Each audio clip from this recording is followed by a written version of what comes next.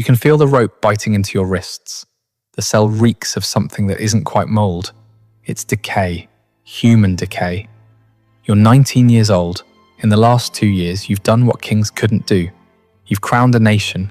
You've shattered siege lines that military strategists said were unbreakable. English commanders have woken up screaming your name from their nightmares, but they got you anyway. Your head is shaved. The cold air makes your scalp sting like 10,000 needles are pressing into your skin. They dragged you through that humiliation like it was a coronation in reverse, unmaking you piece by piece. Your armor is gone. Your voice doesn't carry anymore. The guards don't flinch when you speak. You signed a paper today.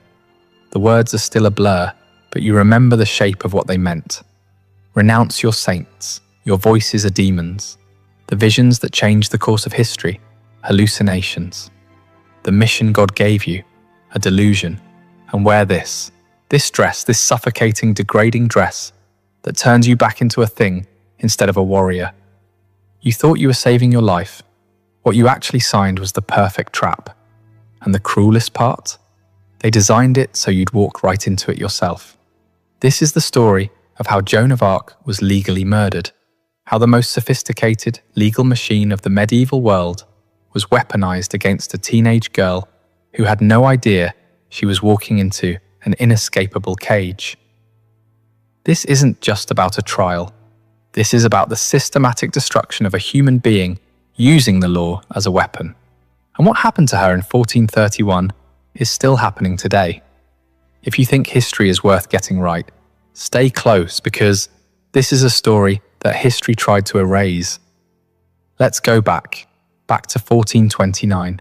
You need to understand who Joan was before they broke her, because that's the only way to understand how they broke her. France is dying, not metaphorically, actually, literally dying. The 100 Years' War has been grinding for over a century. Think about that, a century. 100 years of your nation bleeding out while the English take piece after piece, castle after castle. The south is English, the north is English, the coast is English. Your king sits in a palace in Bourges, uncrowned, watching his kingdom shrivel like a corpse left in the sun. The war isn't just draining gold anymore, it's drained hope. Military commanders are convinced the English can never be beaten. Nobles are making deals with the enemy. Parents are teaching their children that French victory is a fairy tale. This isn't a war anymore. It's an occupation wearing the costume of a war. Then in January 1429, a girl walks into the Dauphin's court. She's from Domremy, a place so small that most educated men in France couldn't find it on a map. She's illiterate. She's never held a sword. Her name is Joan, and she tells Charles that she's been sent by God to save France. Most people dismiss her as insane, but she's not insane. She's something worse. She's confident. She tells the Dauphin exactly what he needs to hear, that God hasn't abandoned France, that the English will be driven out, that there's a purpose to all this suffering. He lets her ride with his armies. What happens next breaks every law of medieval warfare. Joan at the siege of Orleans, the most important stronghold left in English hands. For months, the English have held it with barely 5,000 soldiers. But English soldiers, experienced, battle-hardened. The French have thrown everything at Orleans and bounced off like arrows off stone. Then Joan arrives, and something changes. It's not that she fights differently, it's that the soldiers believe differently. When she rides toward those walls, they follow her not because she's given a tactical order, but because something in her presence says, this will not fail. And somehow, miraculously, it doesn't.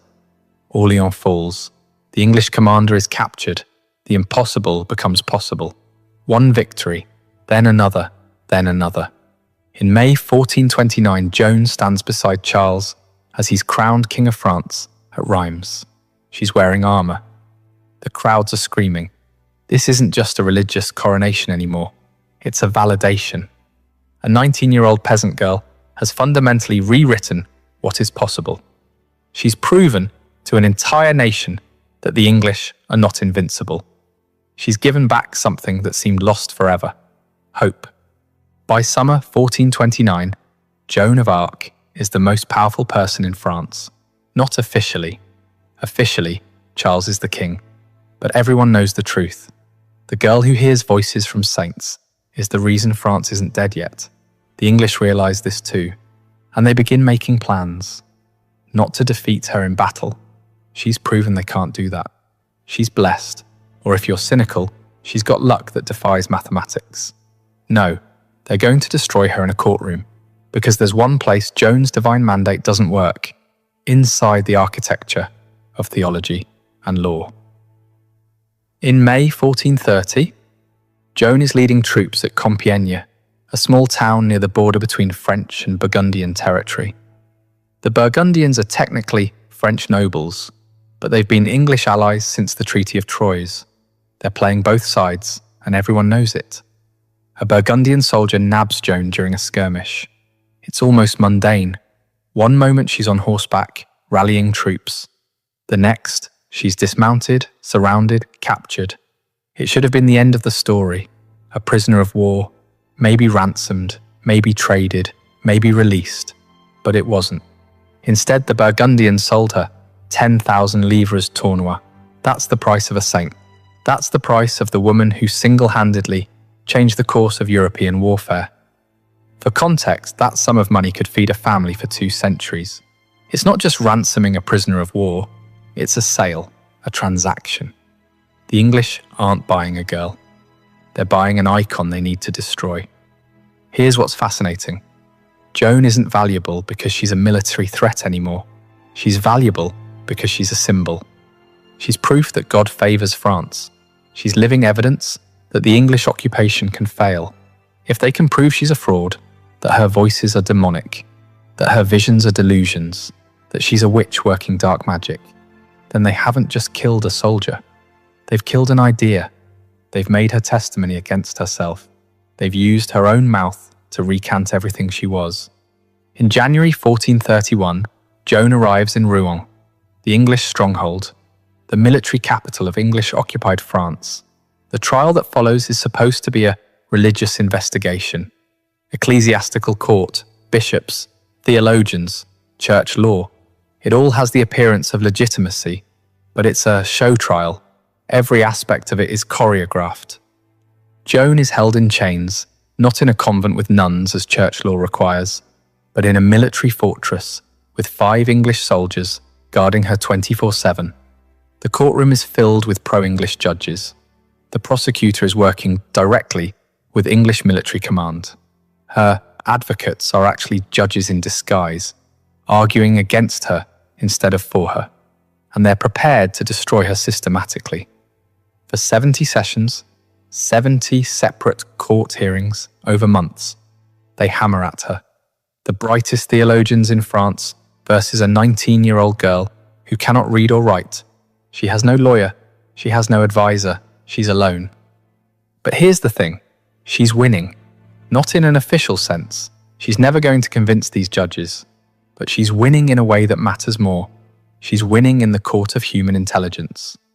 When they ask if she knows she's in God's grace, a classic theological trap designed so any answer condemns you, she delivers one of the most perfect responses in the history of language. If I am not, may God put me there, and if I am, may God so keep me. They ask if God hates the English. She answers, of the love or hate God may have for the English, I know nothing, but I do know that they will all be driven from France, except those who die here. It's not defiant, it's not reckless, it's perfect. She's outsmarting men who spent 20 years in universities. She's quoting scripture back at theologians. She's parrying every theological trap they set. They threaten her with torture, show her the instruments, the rack, the strappado, devices designed to systematically dislocate your joints while keeping you alive long enough to suffer. She looks at them and says, truly, if you were to tear my limbs from me and drive my soul from my body, I would not tell you anything more. And then the critical part. And if I did say anything, I would later declare that you had forced me to say it. She's telling them that confessions extracted through torture are worthless. She understands legal process better than they do. She understands that they can break her body, but her testimony will always be compromised. They back down. They can't torture her, so they switch tactics. If they can't break her through theology or torture, they'll break her through fear and exhaustion. They're going to kill her. But not yet. Not before she signed something. May 24th, 1431. You're dragged out of your cell for the last time. You don't know it's the last time, but your body knows. Something has shifted in how the guards touch you.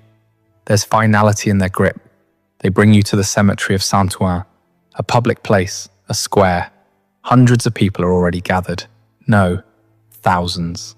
Word has spread that this is the day Joan burns. There's a scaffold with 2 preachers on it. Bishop Pierre Cochon is there, the man running the trial, the man who's been orchestrating your destruction. He's pro-English, he's ambitious. He's been trying to become Archbishop of Rouen for years, and the English have made it clear. Condemn Joan, and the position is yours. He's going to preach at you now, a final sermon condemning you as a heretic, a witch, a danger to Christendom. But first, they give you a choice. A notary steps forward. He has a document. He explains it, or rather, a short version is read aloud. You'll renounce your visions. You'll admit your voices are demonic. You'll agree to wear women's clothing and obey the church. And if you sign it, your life will be spared. You'll go to prison instead of to the stake. There's an executioner standing right next to the pile of wood. You can see it, stacked, dry, ready. You're terrified, you're exhausted. You've been in chains for months. You've been interrogated for 70 sessions. Your body is fragile. Your mind is wearing thin, and you sign. Later, witnesses at Joan's rehabilitation trial, held 25 years after her death, would testify that the document they actually saw her mark was only a few lines long. They'd testify that the full confession the court produced afterward was fabricated, expanded, revised, made more damning than what she actually signed. They'd claim what happened in that moment was a kind of ecclesiastical sleight of hand. She signed something brief and desperate. What they filed in the records was something comprehensive and damning. But in the end, it didn't matter. The trap wasn't the text, it was the act of signing. They march her back to prison. The crowd murmurs. Some are relieved she wasn't burned, some are disappointed. The spectacle is over, but not in the way anyone expected. She's going to live, condemned but alive. Bishop Cochon preaches his sermon anyway, finishing what he started, condemning her from the scaffold while she's already surrendered. The performance continues. She's locked back in her cell.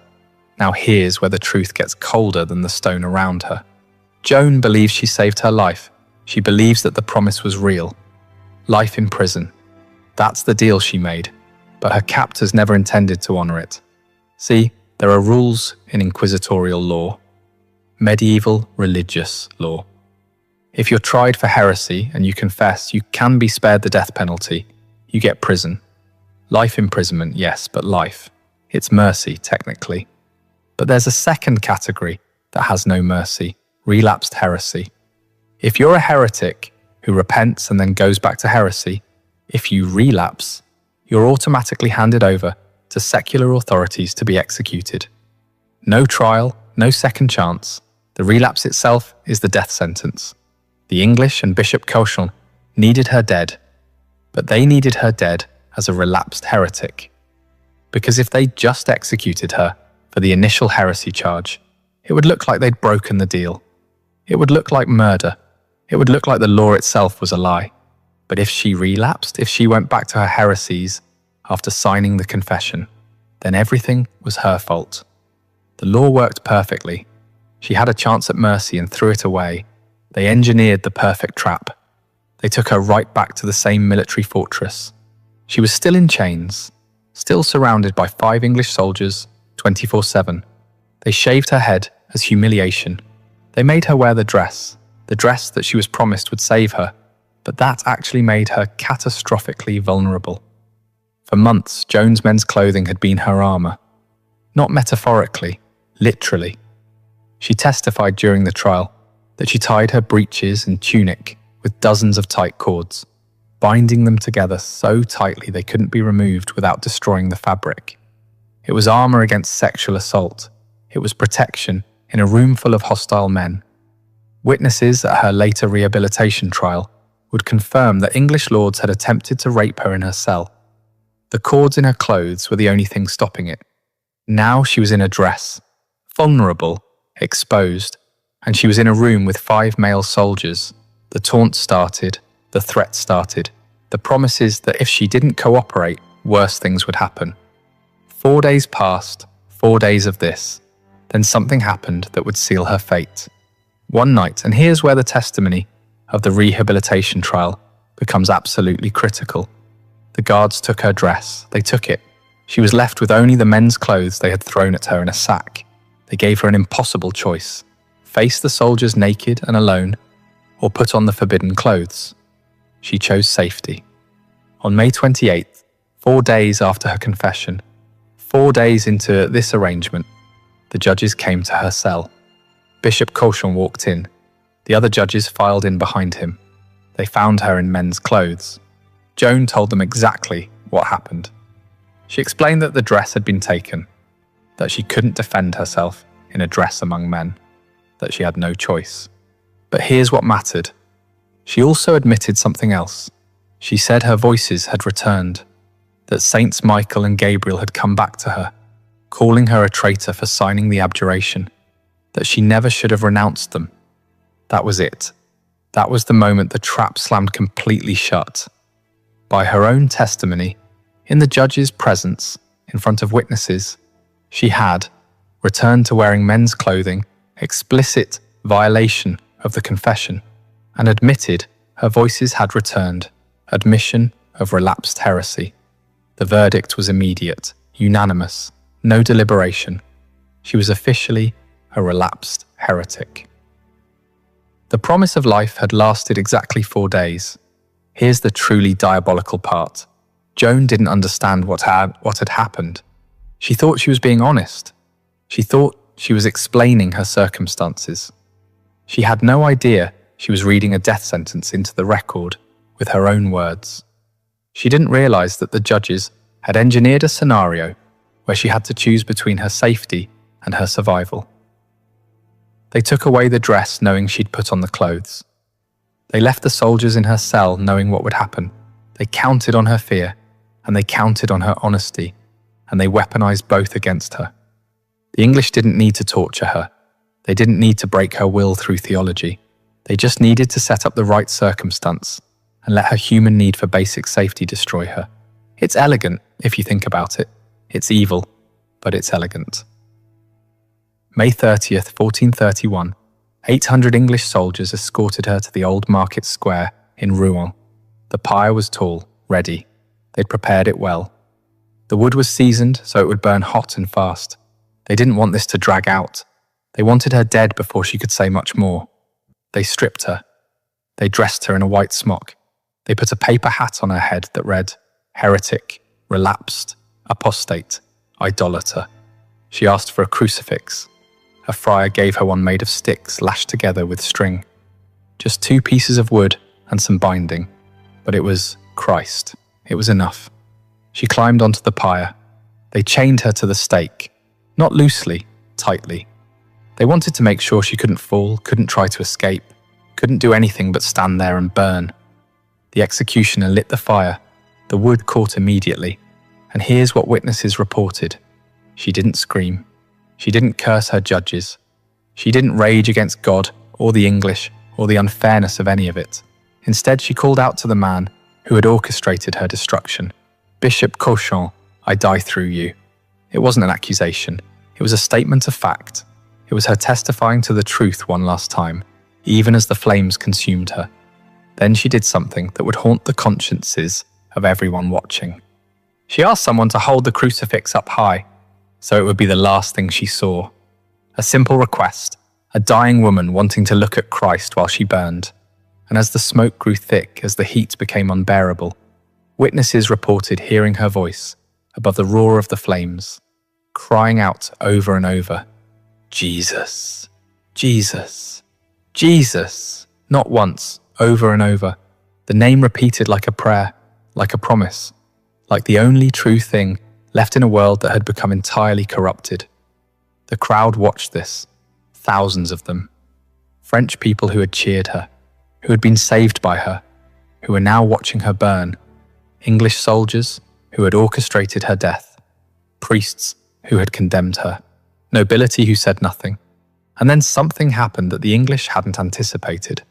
An English secretary, a man who had been part of the trial, part of the machinery that condemned her, watched as her body blackened in the flames. Watched as the fire consumed the peasant girl who had threatened an empire. And he apparently cried out in the marketplace, "We are lost, for we have burned a saint." They did everything they could to make sure her legacy would die with her. After her body was completely charred, they raked back the coals to show the crowd her remains. Proof that she was a woman. Proof that she hadn't somehow magically escaped. Proof that she was dead. Then they burned the corpse again, and again. They kept burning until only ash remained. Then they gathered what little was left and threw it into the river Seine. They were trying to make sure that not even her dust could become a relic. Not even her bones could be venerated. They wanted her completely, utterly erased. But something the English didn't account for was already in motion. 25 years later, Joan's family demanded a retrial. The Pope authorized it. And in this rehabilitation trial, over 100 witnesses were called.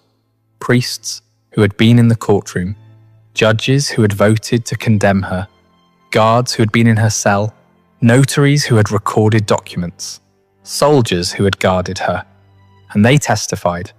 Under oath, in front of the Pope's representative, they testified to the truth.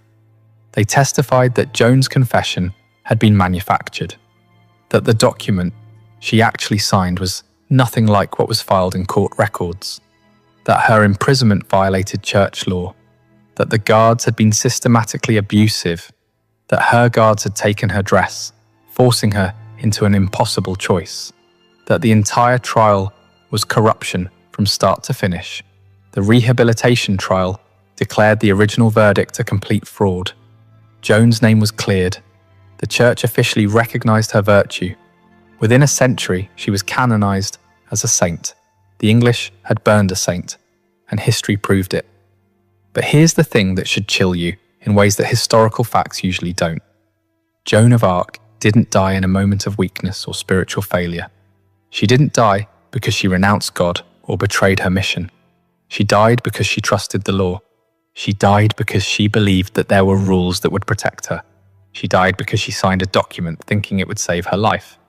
And the document was the trap. The system that killed her wasn't incompetent or chaotic. It was perfectly efficient. It had multiple fail-safes. Even when its theological assault failed, even when it couldn't break her through rhetoric, it had a backup plan. It had constructed a scenario where being human, needing safety, fearing rape, trying to stay alive, would become evidence of heresy. It weaponized her own fear against her. And here's the modern relevance that makes you understand why this story still matters. We see this system everywhere now. It's not always literal fire. It's not always scaffolds in medieval town squares. But the architecture is the same. Coerced confessions that get used against you. Legal traps where admitting the truth is itself evidence of guilt. Systems that make it impossible to win, where defending yourself looks like aggression, where asking for basic protection is evidence of criminality, where transparency becomes incrimination. Joan of Arc didn't die because she was weak or wrong. She died because she was caught in a legal machine that was specifically designed to destroy her, and she had no way to escape it. She signed the paper because she wanted to live, and that want for life was turned into proof of her guilt. That's the echo of 1431 that should terrify you. You've just heard a truth that history tried to bury, the story of a girl who saved a kingdom and was destroyed by the very system that was supposed to protect truth. If you think history matters, if you think these stories deserve to be told accurately and completely,